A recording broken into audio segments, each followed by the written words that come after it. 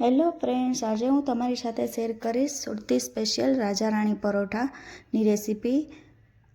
ની અંદર પનીર અને ચીઝનો વધારે ઉપયોગ થાય છે, તેથી જેને રાજા રાણી પરોઠા કહેવાય છે. તો ચાલો રેસીપી શરૂ કરીએ. રાજા રાણી પરોઠો બનાવવા માટે મેં અહીંયા એક બાઉલમાં અડધો કપ ઘઉંનો લોટ લીધો છે, 1 કપ મેંદો અને અડધો કપ ચણાનો લોટ, 3 મોટી ચમચી રવો, ઝીણો રવો આવે છે એ લીધો છે.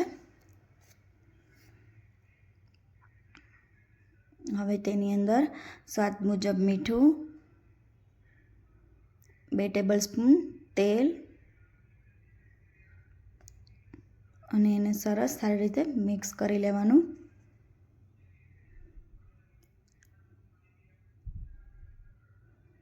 અને સરસ મિક્સ થઈ જાય ત્યારબાદ થોડું પાણી ઉમેરીને આપણે જે પરોઠા કે પૂરીનો લોટ બાંધીએ છીએ એવો કઠણ લોટ બાંધવાનો. લોટ ઢીલો નથી બાંધવાનો, એકદમ કઠણ જ રાખવાનો છે.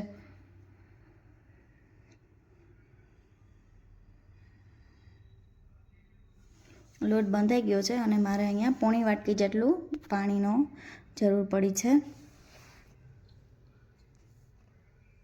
હવે એની અંદર 1 ચમચી જેટલું તેલ ઉમેરી 10 મિનિટ માટે રેસ્ટ આપી દઈએ. લોટને કૂણવી લેવાનો છે તેલમાં અને હવે એને રેસ્ટ આપી દઈએ. ત્યારબાદ મેં અહીંયા અડધો કપ ખમણેલું ગાજર લીધું છે, એમાંથી આવી રીતે પાણી કાઢી લેવાનું, જેથી આપણું સ્ટફિંગ ઢીલું ન થાય. શાકભાજીમાં પાણી હશે તો સ્ટફિંગ થોડું વધારે ઢીલું થઈ જશે અને વણવામાં નહીં ફાવે. અને હવે અડધો કપ ચોપ કરેલી કોબી અને 1 નાનું ચોપ કરેલું કેપ્સિકમ, અડધો કપ અને 1 નંગ સૂકી ડુંગળી લીધી છે અને લીલી તલ લઈ શકો છો તમે, અને અડધો કપ જેટલા ઝીણી સમારેલી ધાણા ભાજી અને 2 થી 3 બાફેલા અને ખમણેલા બટેટા લીધા છે. હવે અહીંયા 100 ગ્રામ જેટલું પનીર ખમણી લઈશ અને પનીર ખમણાઈ જાય ત્યારબાદ 50 ગ્રામ જેટલી ચીઝ ખમણી લેવાની.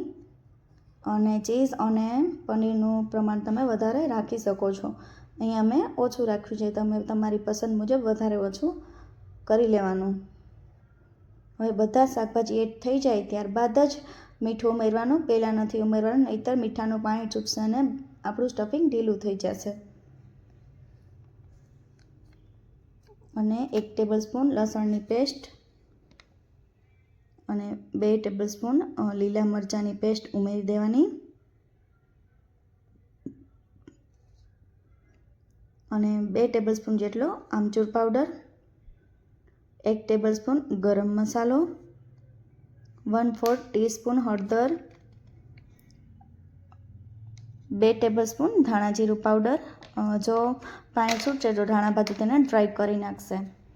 2 ટેબલસ્પૂન કાશ્મીરી લાલ મરચું, 1 ટેબલસ્પૂન ચીલી સોસ કે પછી શેઝવાન સોસ પણ ઉમેરી શકો.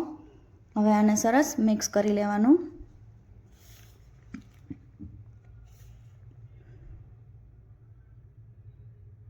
હવે મિશ્રણ મિક્સ થઈ ગયું છે. જો થોડી વાર પછી આ મિશ્રણ ઢીલું થઈ જાય તો 1 ચમચી જેટલો ઘઉંનો લોટ ઉમેરી શકો. અત્યારે આ મિક્સરની કન્સિસ્ટન્સી ટાઈટ જ છે, એટલે કઠણ છે આપણું મિક્સર. હવે લોટ પણ સરસ તૈયાર થઈ ગયો છે અને એને 2 થી 3 મિનિટ આવી રીતે મસળી લઈએ.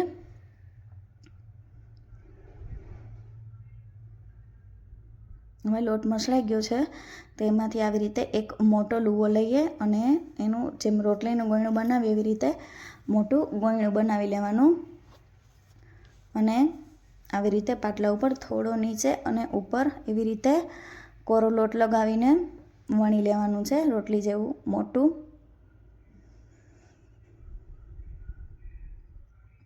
આવી રીતે સરસ વણી લેવાનું.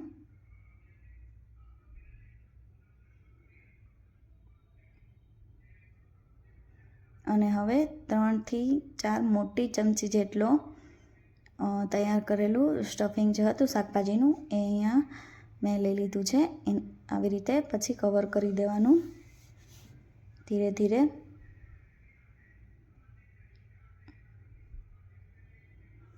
અને આવી રીતે મેં કવર કરી લીધું છે.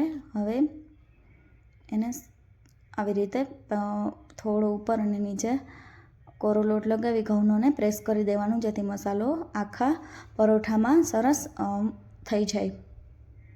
અને હવે એને સાવ હળવા હાથે વેલણની મદદથી વણી લઈએ.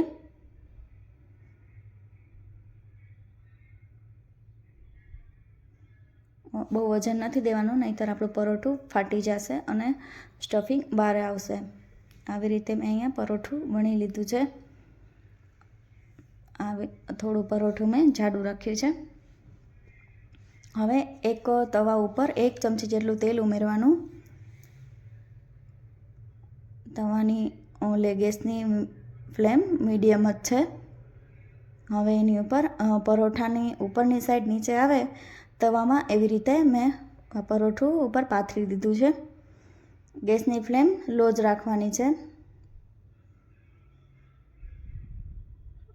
અને 1 મિનિટ માટે પરોઠું શેકાવા દેવાનું. 1 મિનિટ થઈ ગઈ છે અને પરોઠું સરસ શેકાઈ ગયું છે. હવે પરોઠાની સાઈડ ફેરવી લઈશ. બીજી સાઈડ પણ 1 મિનિટ જેટલું શેકાવા દેવાનું. હવે બીજી સાઈડ પણ સરસ પરોઠું શેકાઈ ગયું છે અને આ સાઈડ આપણે થોડું તેલ લગાવી અને પરોઠાની સાઈડ ફેરવી લેવાની. આવી રીતે ફેરવીને લો ટુ મીડિયમ ગેસની ફ્લેમ ઉપર પરોઠું સરસ શેકી લેવાનું છે. તો પરોઠું અહીંયા બંને સાઈડ સરસ શેકાઈ ગયું છે. આવી રીતે શેકી લેવાનું. લો ટુ મીડિયમ ગેસની ફ્લેમ રાખવાથી પરોઠું એકદમ ઉપરથી ક્રિસ્પી અને અંદરથી સરસ પાકી જશે, શેકાઈ જશે. હવે પરોઠું અહીંયા એક ડીશમાં કાઢી લેવાનું છે. અને હવે પિઝા કટરની મદદથી આ પરોઠાને કટ કરવાનું છે, પિઝાની જેમ જ.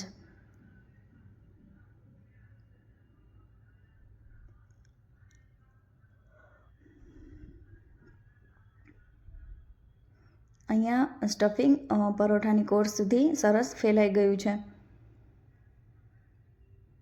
હવે એ જ તવા ઉપર 1 ચમચી જેટલું બટર લઈ અને એમાં તૈયાર કરેલું 2 મોટા ચમચા સ્ટફિંગ ઉમેરી દેવાનું અને 1 મિનિટ માટે આ સ્ટફિંગને આવી રીતે શેકી લેવાનું છે. બટર ઉમેરવાથી આનો સ્વાદ એકદમ સરસ આવી જાય છે. હવે અહીંયા સ્ટફિંગ સરસ શેકાઈ ગયું છે. લો ગેસની ફ્લેમ ઉપર જ સ્ટફિંગ શેકવાનું છે. અને હવે આપણે તૈયાર કરેલા પરોઠામાં એ સ્ટફિંગ સરસ પાથરી દેવાનું છે.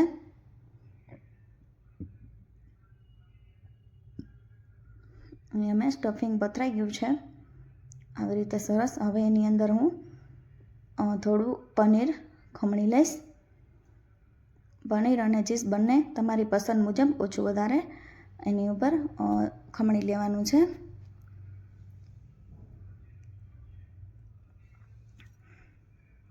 મેં અહીંયા ચીઝ અને પનીરનો ઉપયોગ ઓછો કર્યો છે, તમે વધારે પણ કરી શકો.